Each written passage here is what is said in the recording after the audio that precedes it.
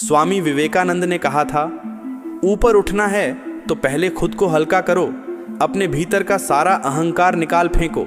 यह एक साधारण सी बात लग सकती है, लेकिन इसमें छुपा है एक गहरा अर्थ। और इस सत्य को समझने के लिए आज मैं तुम्हें सुनाऊंगा एक छोटी लेकिन बेहद अर्थपूर्ण कहानी। कोलकाता शहर के एक प्रसिद्ध व्यवसायी थे रंजीत सेन।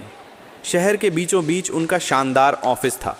नाम, पैसा, प्रतिष्ठा सब कुछ उनके पास था, लेकिन इन सब के पीछे छुपा था एक भारी अहंकार। इसी वजह से बहुत से लोग उन्हें पसंद नहीं करते थे। एक दिन ऑफिस का नया कर्मचारी सुदीप एक छोटी सी गलती कर बैठा।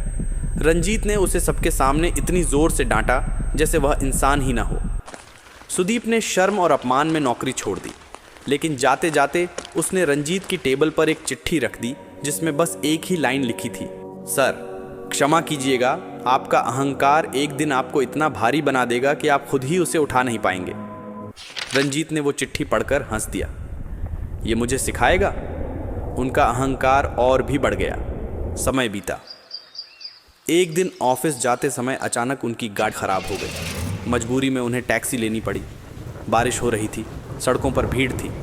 बहुत देर बाद एक टैक्सी मिली, लेकिन ड्राइवर बूढ़ा था तो रंजीत थोड़े चिढ़ गए। फिर भी कोई चारा न देख बैठ गए। कुछ दूर जाकर ड्राइवर ने अचानक गाड़ी रोक दी। रंजीत, अब क्या हुआ? बूढ़े ड्राइवर ने कहा, सर एक छोटा लड़का फुटपाथ पर बेहोश पड़ा है, चलिए उसे अस्पताल ले चलते हैं। रंजीत गुस्से में बोले, मैं क्यों जाऊं? मेरे पास बहुत काम है, पुलिस को बुलाओ। ड्राइवर शांति से बोला, सर आज आप बड़े आदमी हैं, लेकिन अगर ये बच्चा आपका खुद का बेटा होता तब भी क्या आप ऐसा ही कहते?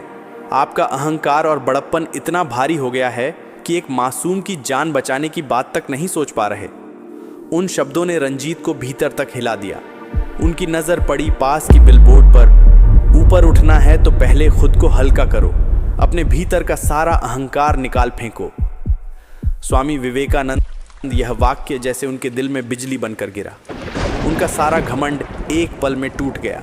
वो तुरंत टैक्सी से उतरे, दौड़कर उस बच्चे को उठाया और खुद अस्पताल ले गए। समय पर इलाज मिला और बच्चा ठीक हो गया।